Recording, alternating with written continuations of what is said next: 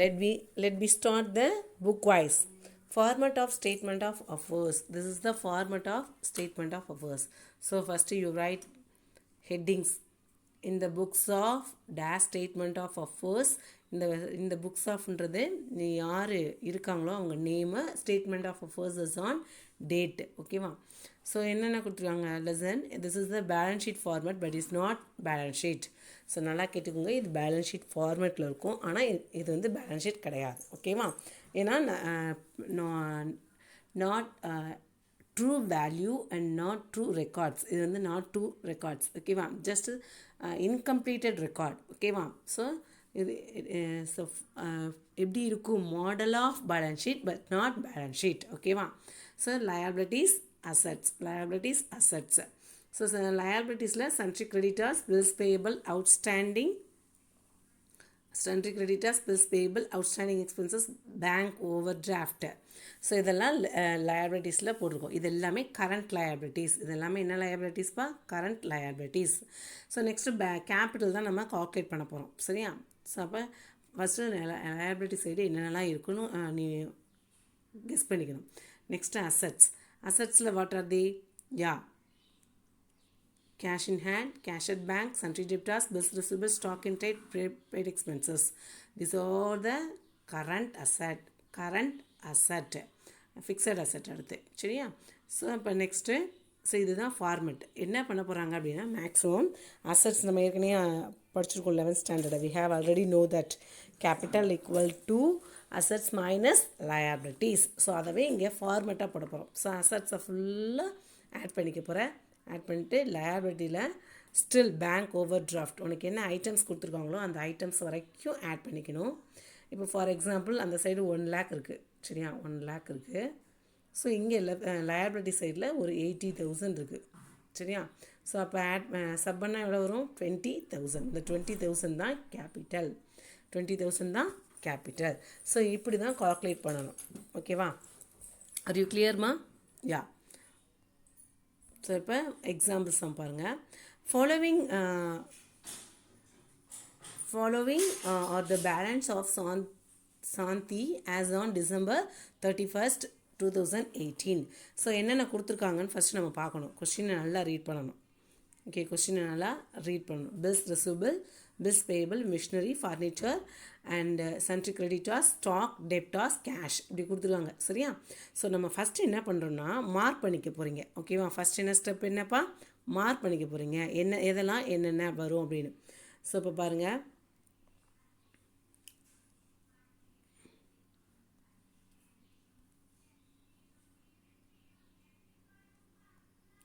Bills receivable நம்ம என்ன படித்தோம்? Current asset.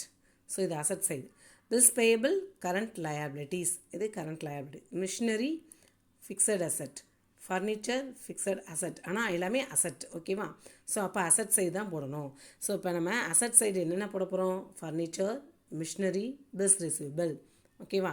Next this side sundry debtors இல்லை, sundry creditors இருக்குது. ஸோ அப்போ இது வந்து current liabilities.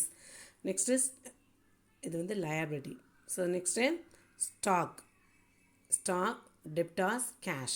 These are the assets. Sundry creditors, liabilities. So இப்போ பாருங்கள், இந்த சம்மில் bills payable, liabilitiesலாம் இந்த கலரில் மிஸ் மார்க் பண்ணிக்க மாதிரி. bills payable, sundry creditors ரெண்டு தான் liabilities. other items are assets. ஓகேவா? Are you clear? Next move. Answer பாருங்கள். Now start answer. So first you must write heading எழுதணும். சரியா? ஸோ ஹெட்டிங் எழுதும்போது இங்கே இருக்குது சாந்தி, இந்த புக்ஸ் ஆஃப் சாந்தி, இந்த டேட்டை இங்கே எழுதுகிறோம். இந்த books of statement of affairs is on 31st December 2018. So mark எழுதியாச்சு. ஃபஸ்ட்டு ஸ்டெப்பு முடிச்சாச்சு. ஃபஸ்ட்டு ஸ்டெப் என்ன சொன்னேன் மிஸ்ஸு? ஹெட்டிங் எழுதணும். ஓகே, ஹெட்டிங் எழுதியாச்சு. ஸோ நெக்ஸ்ட்டு ஒவ்வொரு ஐட்டம்ஸாக நீ பார்க்குறீங்க. ஸோ sundry debtors நம்ம எங்கே போடணும்? liabilities, bills payable போட்டாச்சு. Next asset side. So cash, stock, debtors, bills receivable, machinery, furnitures. So எல்லாத்தையும் ஆட் பண்ணால் யூ கெட் 1,95,000. இந்த சைடு இந்த ரெண்டையும் மட்டும்தான் ஆட் பண்ண போகிறோம். எதை 25,000 29,000.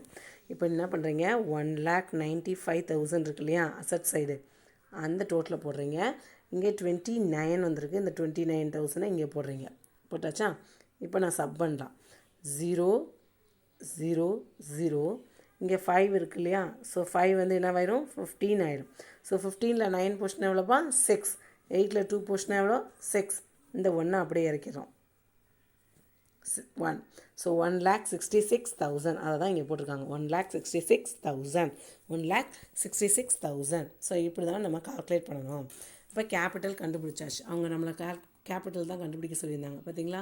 Prepare the statement of first calculate capital as the date. இந்த டேட்டில் கேபிட்டல் என்னவாக இருக்கும்? ஸோ கேபிட்டல் நம்ம கண்டுபிடிச்சாச்சு, ஆன்சர் கண்டுபிடிச்சாச்சு.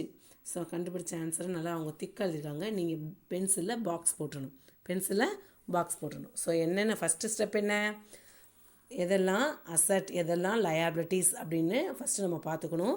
நெக்ஸ்ட்டு ஹெட்டிங் எழுதிக்கணும், ப்ரிப்பேர் பண்ணிக்கணும், இது மாடல் போட்டுக்கணும். நெக்ஸ்ட்டு அந்தந்த ஐட்டம்ஸை அங்கே போட்டுட்டு ஆட் பண்ணிக்கணும். எப்போயுமே ஃபஸ்ட்டு அசட் சைடு ஆட் பண்ணிக்கணும். அசட் சைடு ஆட் பண்ண டோட்டலை வச்சு லயபிலிட்டி சைடில் இருக்கிற டோட்டலிங்க சப் பண்ணால் யூ கெட் கேபிட்டல்ஸ். தேங்க்யூ.